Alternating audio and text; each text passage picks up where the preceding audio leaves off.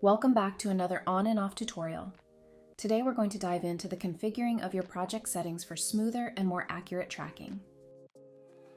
To begin, open the Project Settings tab by selecting View and then Project Settings from the drop-down menu, or access it directly from the toolbar. Here you will see Object Detection, which is used to represent detected objects on the canvas.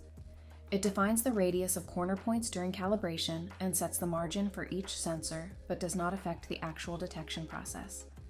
Adjust this to ensure accurate calibration and visualization. The next setting is Detection Parameters, in which the minimum coordinates filters noise by requiring a minimum number of coordinates for valid detection. For example, if we set this to 5 and there's a blink and only 1 or 2 coordinates are received, they will be disregarded and treated as noise. The idle time parameter keeps objects on the canvas briefly after data stops, useful for maintaining continuity when objects momentarily leave and re-enter the frame.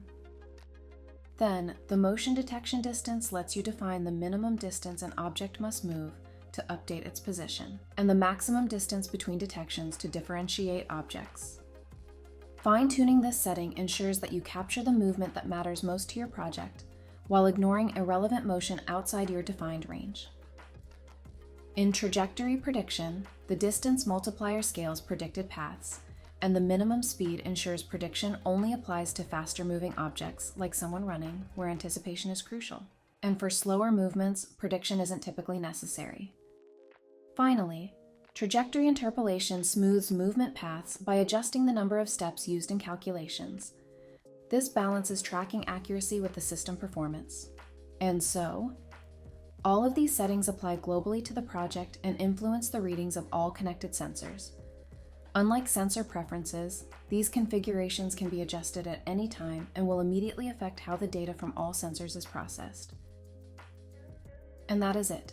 Thank you for watching, and we hope this walkthrough helped you configure your project settings effectively.